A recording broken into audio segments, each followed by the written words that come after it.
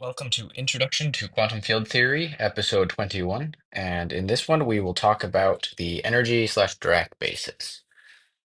So far, we have been using the chiral or Weyl basis, where we assign the following matrices to the gamma matrices. Gamma naught is zero, then the one by one, or a two by two identity matrix, two by two identity matrix, and then zero. And gamma j is zero, and then the Pauli matrix in the jth direction, the negative of said Pauli matrix, and then zero again. We will now introduce the energy basis or the Dirac basis, which uses a slightly different gamma naught. We'll actually see that gamma j stays about the same. By about, it stays the same.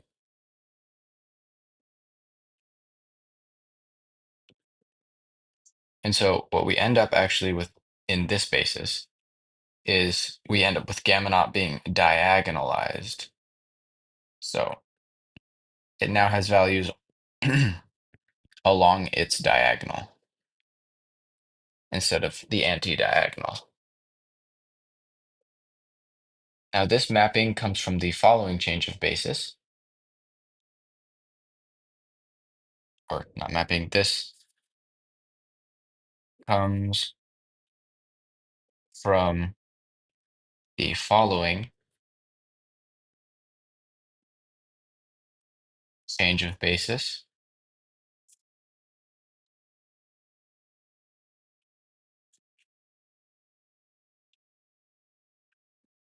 And that is from gamma mu mapping to d gamma mu d inverse,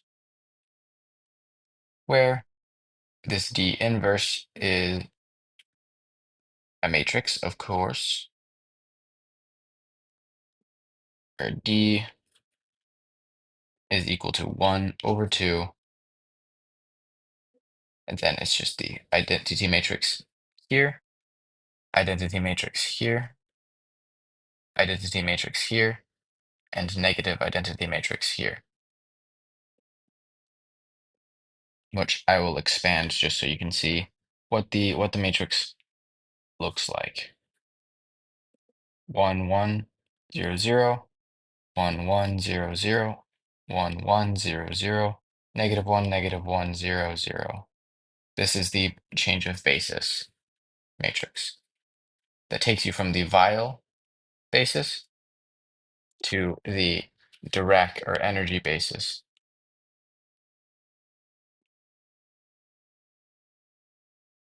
So we're not going to do the matrix product here, but I recommend as a good exercise to understand how this change of basis works. I recommend figuring out what the inverse is. Hint, basically you just need to figure out what you multiply, or as a hint, I would say multiply d by itself and then look at the constant in front of it. And then just multiply the or carry out this to see how you go from here to here and here to here. So this is of course a double-sided transformation. We know that spinors transform one-sidedly. So as spinors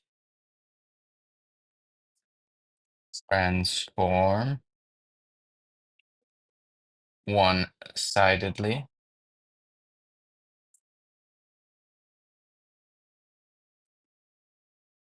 we can say that a Dirac spinor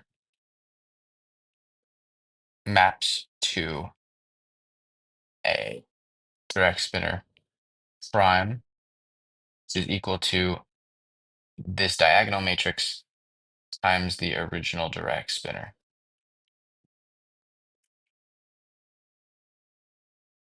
And this is how you change the spinor also to the energy basis. Trying to get some reason my iPad's having trouble uh, detecting when I'm scrolling. So what we're going to do now is look at these solutions, and then we're going to map them over to the Dirac basis. First, let's steal this.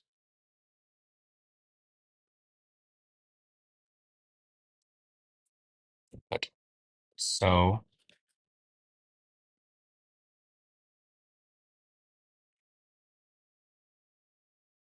this will map to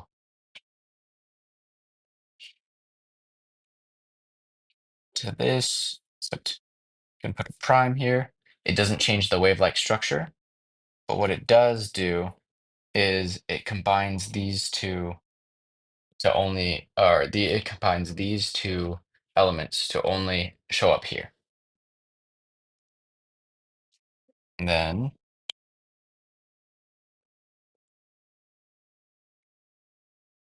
copy.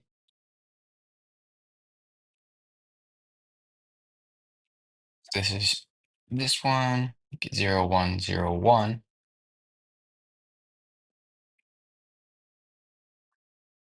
This combines things as well, but it combines them to this instead.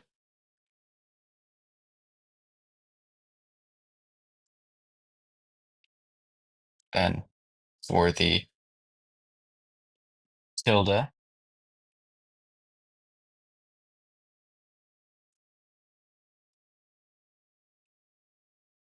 which they don't have those. Yes. Okay, so what ends up happening here, 0, 0, 1, 0, 0, 0, 1. So everything ends up being combined from these two individual slots into one slot in the Dirac basis. And this is what corresponds to matter, or you can say the positive energy. So you can say that the energy is greater than 0, and then antimatter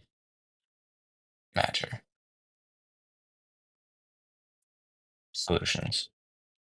And we're not actually saying the energy is actually less than 0. It's just that these are also called the positive energy and negative energy solutions to the Dirac equation, but they are instead interpreted as positive energy antimatter.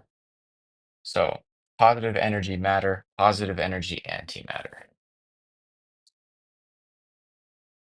And so if you had any confusion before about trying to interpret these as matter and antimatter, well, it turns out that when you have spin up and spin up in the left and then spin up right, they combine to just make spin up general without any chirality.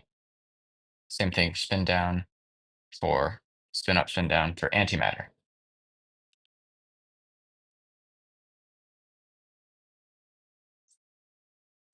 Okay, so notice that this is also in a rest frame. This is a very important thing to notice. This is a rest frame because we're dealing with IMT here, which in the last video we derived as the rest frame. In a general frame, the solutions look a little more complicated. So let's cover those. In a general frame,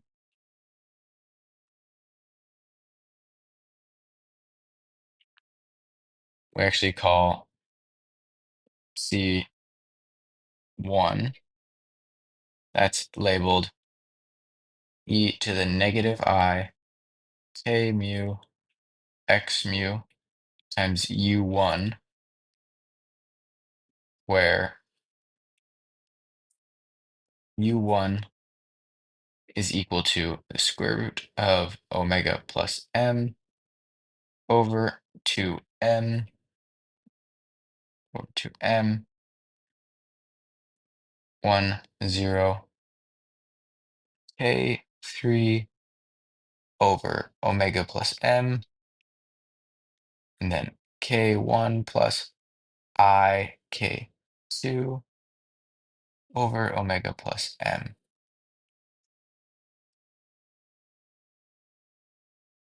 So that's one solution.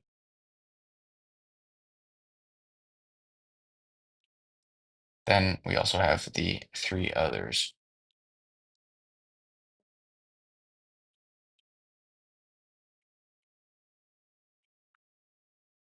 This one is called U2, and it has almost identical.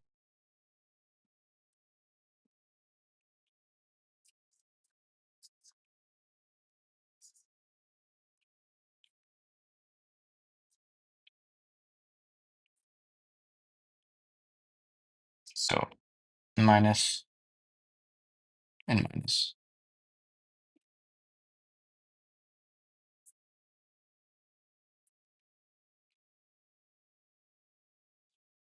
And then this is typically, these are typically labeled with V1 and V2, where V1 has the same normalizing constant, but now it has everything. Oh, here, V1, we're dealing with this one. This moves down here, and this moves here, this moves here. And for V2, we get, you can probably guess it,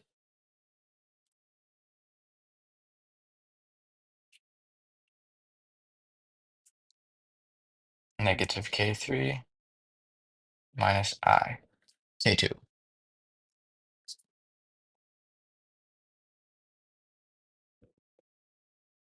Um, yes, oh, except these are swapped. These are swapped. There you go. So these are your in general frame solutions, where you get matter and antimatter, but you can see that when you take matter and then you boost it, you end up with components in the antimatter, and same thing with antimatter, you end up with components in matter.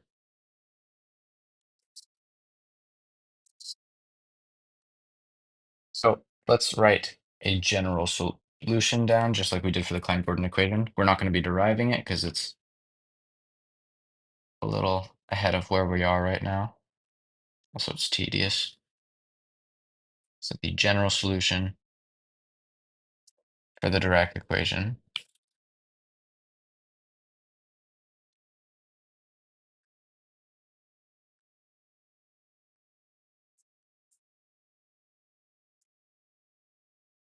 is going to be a sum over the spin directions. So if we say we're starting with spin equal to spin up, then we sum over spin up and spin down. Then we take the integral for each of these components.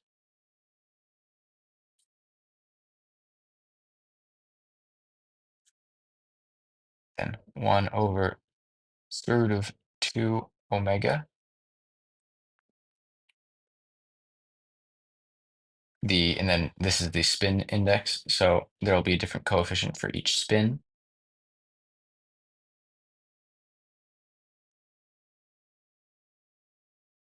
And the spinner, the wave component, plus another coefficient, the spinner,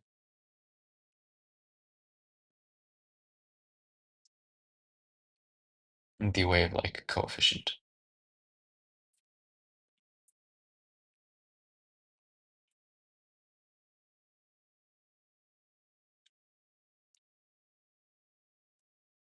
These are written as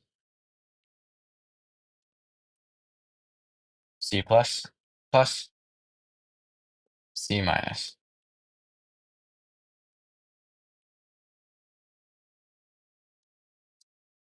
This would correspond to your C plus after you take the integral and then sum over the spin directions. This would correspond to your C minus after you integrate and then sum over the spin directions.